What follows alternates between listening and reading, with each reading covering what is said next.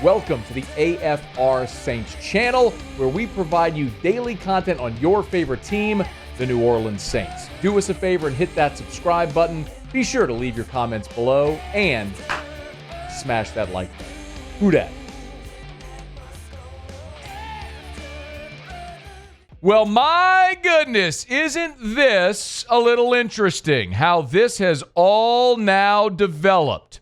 For some time now, the New Orleans Saints have been favored at 9 overall to select Shedeur Sanders, the quarterback out of Colorado. And I have told you that if they were bullish on Shedeur Sanders and you go through the pre-draft process and you hire a young offensive-minded head coach who was an offensive coordinator, a quarterback's coach, and an NFL quarterback, and he's like, that's my guy, I want him, God bless you, go take him. It's been 54 years since the Saints selected a quarterback in round one. About time you pulled the trigger. I'd be good with it if they did. Seems like they ain't going to be good with it. Jeff Duncan reported over the weekend or late last week that it was unlikely the Saints were going to draft Shedeur Sanders. On Monday of this week, Adam Schefter reported that the Saints were very likely going to take an offensive or defensive lineman at 9, and they were actively making calls about trading up from 40, either earlier in round 2 or in the back end of round 1, presumably to take Jackson Dart or Tyler Shuck. Well, Vegas has responded. Remember I told you that the New Orleans Saints had been favored to draft Shedeur Sanders for some time. He was the betting favorite there. That has dramatically changed today.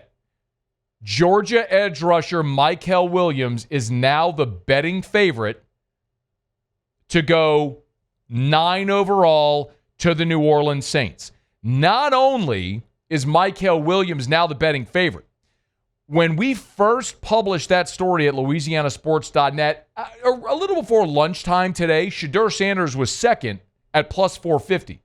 So Williams plus 370, Sanders not far behind at plus 450, but we had seen him be overtaken.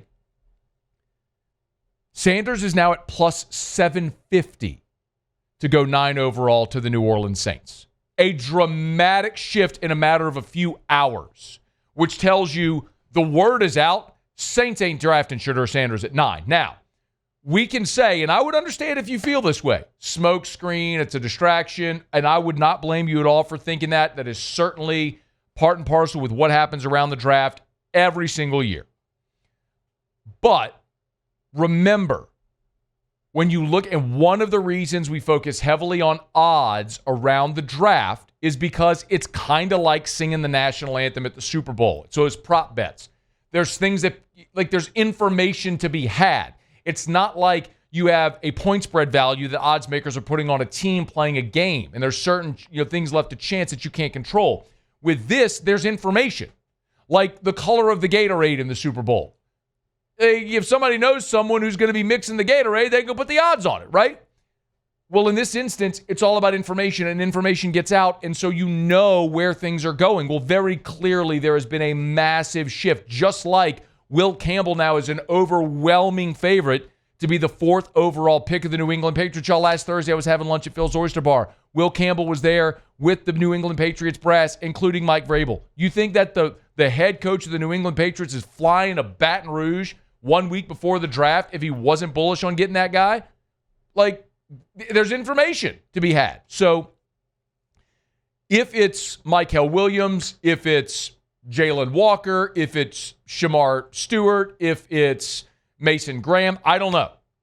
But overwhelmingly, the Saints are now plus 100 to draft an offensive or defensive lineman. So it seems like Schefter hit the nail on the head.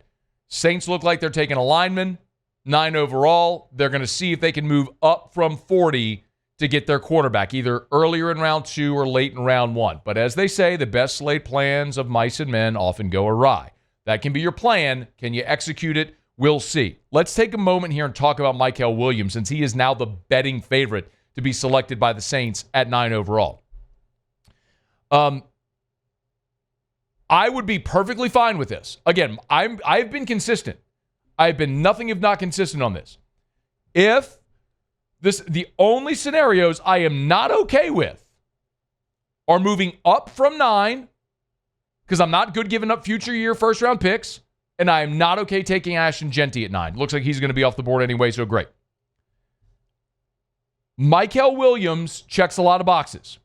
A season ago, the New Orleans Saints were 20th in the NFL with just 39 sacks. For context, the Broncos led the NFL with 63. You aren't close. Brian Brzee, you realize that? Brian Brzee led the Saints in sacks last year. You realize that? At 7.5. That's a defensive tackle. Chase Young, who you just backed up the Brinks truck for, had 5.5 sacks last year. Carl Granderson, 5.5. Cam Jordan, just 4. Next was Alontae Taylor, who had 4. And if you remember, 3 of them were in the season opener against Carolina. He had 1 the rest of the year. You were awful at pressuring the quarterback last season. So you have a very real need at edge rusher. Listen, the New Orleans Saints have a very real need everywhere because they bad everywhere. So yeah, you need edge rusher, but you need edge everything right now. The question is Williams potentially the right guy? This is something worth noting. Williams is 6'5", 265. He's an athletic freak. The college production wasn't always there. As a freshman, 4.5 sacks. As a sophomore, 4.5 sacks. This year in 2024, just 5 sacks. So it was never really this big explosive season coming off the edge. Kind of like Danielle Hunter. Looks great in the uniform. The productivity wasn't necessarily there in college throughout. But Mykel Williams sprained his ankle against Clemson in that opener in Atlanta. And here he was at the Combine talking about playing through that injury this year. The whole season? Less than 70.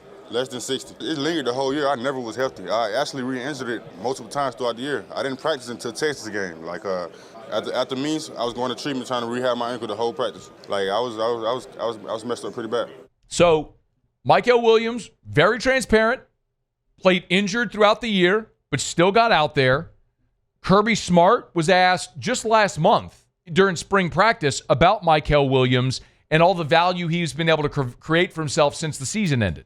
When those teams look and they see how you create value for yourself, there's more of a time in National Football League where people have to play at 80 and 90% health because they don't have another option. And their 80 and 90% is better than the guy that could get off the streets 100%. So they want kids that have toughness and can play. And I think, Mykel battled through that all year. And it was really tough on him because he had one of the best fall camps that I've ever seen. And the good news is all those scouts saw that too. And I think that'll pop up where he gets drafted at, because for a guy that's going to get drafted really high, he wasn't 100% all year. But they respect the fact that he pushed through and competed. Okay, so you have a guy that's an athletic freak, was a very high recruit, shows up at Georgia on a great defense.